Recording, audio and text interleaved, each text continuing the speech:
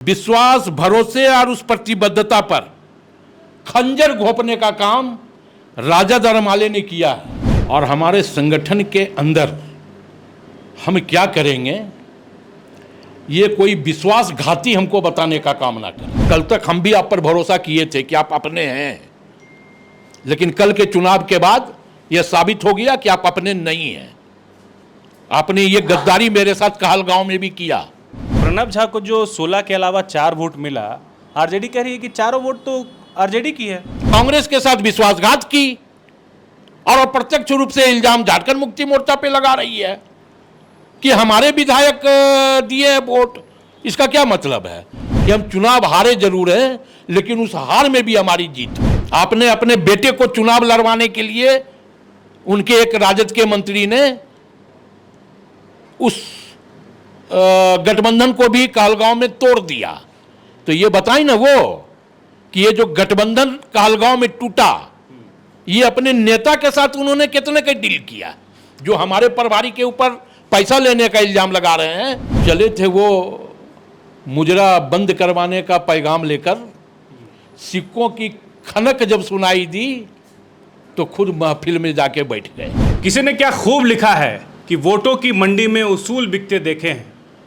वोटों की मंडी में उसूल बिकते देखे हैं।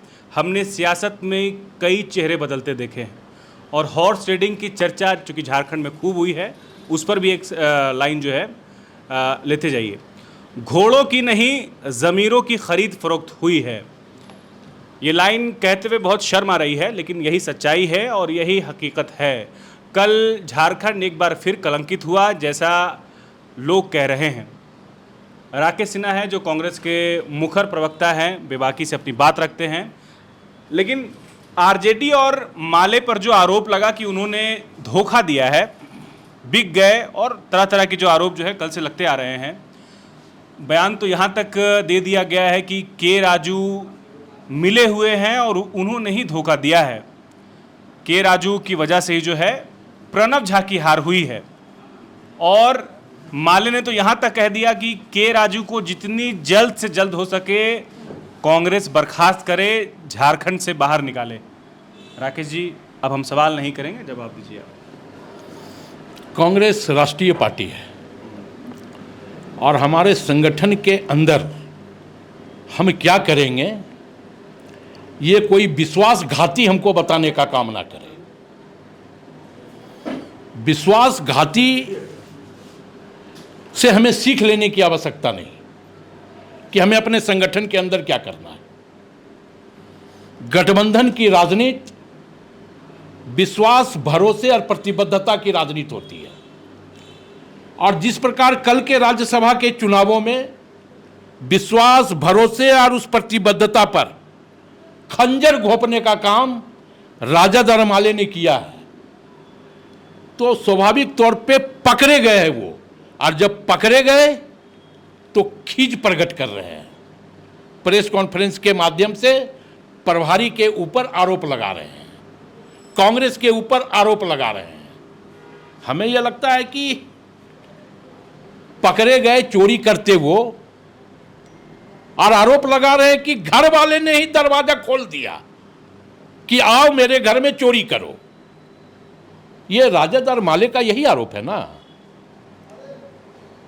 तो हम ये कह सकते हैं कि चले थे वो मुजरा बंद करवाने का पैगाम लेकर, सिक्कों की खनक जब सुनाई दी तो खुद महफिल में जाके बैठ गए। तो हमें सीख की आवश्यकता नहीं है राजा रमाले से, वो अपने पार्टी के विधायकों को देखें। ये लाइन तो आप पर मार रहे हैं राजद और आरजेडी वाले, जो आप लाइन अभी बोले। हाँ, इसलिए तो मैं कहा कि चोर यह कह रहा है कि घर का मालिक ने स्वयं हमको आमंत्रण दिया और हम उसके घर में चोरी करने गए। क्योंकि जनता के बीच उनको संदेश देना है कि हम पाक साफ हैं, तो वो हमारे ऊपर आरोप लगा रहे हैं कि कांग्रेस के विधायक, कांग्रेस के प्रभारी, कांग्रेस के 16 का 16 विधायक मजबूती के साथ अपने प्रत्याशी को वोट देने का काम किया है। ये तो साफ है। और राजद और माले बिका है। आरजेडी के मंत्री या फिर कहें भोला यादव जो पोलिंग एजेंट थे वो कह रहे हैं कि कांग्रेस अपने विधायकों को बचा रही है ये सब करके। कांग्रेस को अपने विधायकों के बचाने की आवश्यकता नहीं है। कांग्रेस को अपने लोगों पर भरोसा है। कल तक हम भी आप पर भरोसा किए थे कि आप अपने हैं, लेकिन कल के चुनाव के बाद यह साबित हो गया कि आप अपने नहीं हैं। आपने ये गद्दारी मेरे साथ कहलगांव में भी किया। कांग्रेस का सीट था कहलगांव, गठबंधन के अंदर कहलगांव कांग्रेस का सीट आया था। आपने अपने बेटे को चुनाव लड़वाने के लिए उनके एक राजद के मंत्री ने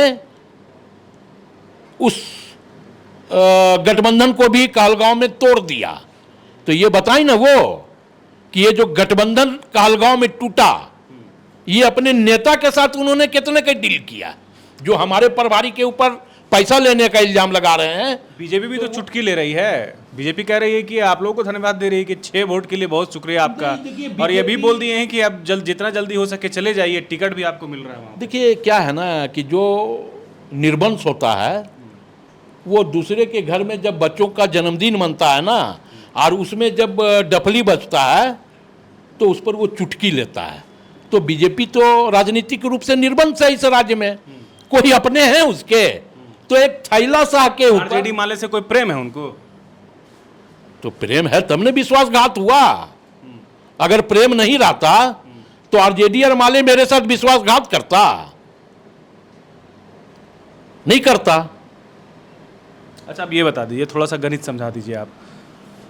बैद्यनाथ राम को मिले 30 वोट, नाथवानी जी को 28 मिले, प्रणव झा को 21 मिले, 1 रद्द हो गया, और नाथवानी जी का भी 2 रद्द हो गया। तो रद्द वोट 3 इनवैलिड वोट पड़े। कौन था वो 3 जो सही से वोट नहीं किया या फिर इनवैलिड करवा दिया? वो 3 वोट किसके थे? बहुत जल्द इसकी भी पता चल जाएगी। क्या अब तक क्या आप लोगों के पास सूचना मिली? हम लोगों के क्या पास इनपुट है? पूरा अपडेट है। क्योंकि जब विधानसभा में बैलेट पेपर दिया जाता है तो वो बैलेट पेपर का क्रमांक होता है कि किस क्रमांक को किसके पास वो बैलेट पेपर अलॉट हुआ है। थोड़ा धैर्य रखिए, हम तमाम चीज़ों को खुल करके सामने रखेंगे। किसका वोट इनवैलिड हुआ, क्यों इनवैलिड हुआ, कैसे इनवैलिड हुआ, ये तमाम चीज़ें होगी और पूरा सबूत के साथ होगी।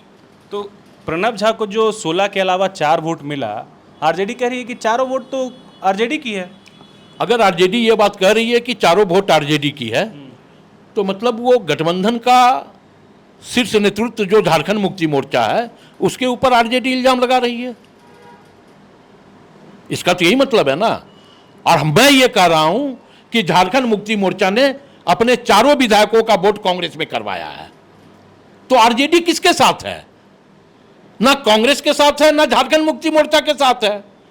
कांग्रेस के साथ विश्वासघात की और अप्रत्यक्ष रूप से इल्जाम झारखंड मुक्ति मोर्चा पे लगा रही है कि हमारे विधायक दिए हैं वोट। इसका क्या मतलब है कि आरजेडी यह बताने का काम कर रही है कि जेएमएम के ये बता दीजिए कि वोट नहीं दिए हैं। चलिए ठीक है, नाथवानी जी को जो 30 वोट पड़ा तो 5 वोट एक्स्ट्रा को किसका किसका था? जो 4 वोट जो टोटल कितने वोट मिले उनको, नाथवानी जी को? 28 वोट। अच्छा, टोटल 28 नहीं मिले, उसमें तो इनवैलिड भी हो गया ना। तो की बात कर रहा हूं मैं। तो टोटल 30 है। तो उस 30 में समझ लीजिए समझा दीजिए, गणित जरा आप ही समझा दीजिए। आरजेडी भी है। कैसे कैसे? 4 आरजेडी, 4 आरजेडी, चारों नाथवानी जी को दे दिए आरजेडी वाले। 2 माले, हाँ, तो 6 हो जाता है। 6 हो जाता है। तो उनको तो 30 वोट पड़ा है। हाँ, 28 वोट पड़ा और उसमें से वोट उनका इनवैलिड भी हुआ है। जैसे आपके गणित के हिसाब से तो 31 वोट हो गया ना, तो माले और आरजेडी को मिला दे तो इनवैलिड भी तो हुआ है वोट।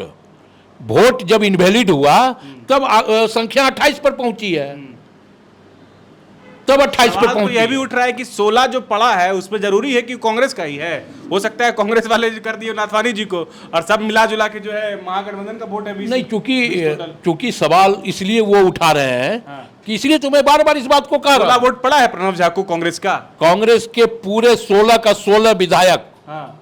एकजुटता के साथ अपने प्रत्याशी को वोट देने का काम किया। इसलिए हम फिर कह रहे हैं कि हम चुनाव हारे जरूर हैं, लेकिन उस हार में भी हमारी जीत हुई है। अगर हमें अपने किसकी हार है ये? किसकी हार है? स्वाभाविक तौर पे ये हार कांग्रेस की नहीं है। इस हार की तुलनात्मक अध्ययन गठबंधन के तमाम साथियों को करना होगा। ठीक है, हार की समीक्षा होगी और गठबंधन में किसने विश्वासघात किया है, किसने छुरा घोंपा है, यह भी आकलन किया जाएगा। लेकिन झारखंड एक बार फिर कलंकित हुआ है। मौका था कि जो गाढ़ा स्याही है कलंक का, उसे साफ किया जाए, लेकिन हुआ नहीं। जो लोग आशंका जता रहे थे वही एक बार हुआ। धन बल झारखंड में खूब बढ़ चढ़ कर बोला और जिसके साक्षी जो है महागठबंधन के कुछ चेहरे भी बने हैं। अब देखना यह है कि इसकी समीक्षा क्या होती है और किसने विश्वासघात किया है और गठबंधन सरकार की सेहत पर इसका क्या असर पड़ता है। शुक्रिया। गोल, जहां 27 वर्षों के सफर में 17,000 से भी अधिक छात्रों ने डॉक्टर एवं इंजीनियर बनकर भरे सफलता की ऊंची उड़ान, जहां साधारण छात्र भी झारखंड टॉपर्स बनकर बना रहे इतिहास। दूरदर्शी शिक्षाविद श्री विपिन सिंह के मार्गदर्शन में मेडिकल एवं इंजीनियरिंग के लाखों छात्रों के लिए आशा की किरण के रूप में goal, nation's leading institute.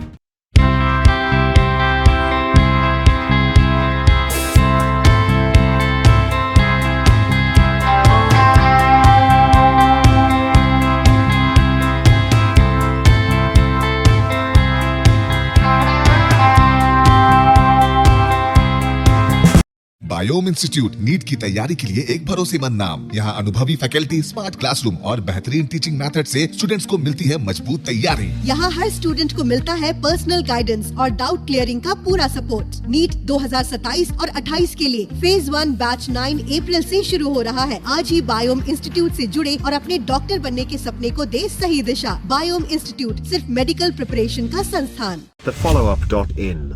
Like, share, and subscribe. www.thefollowup.in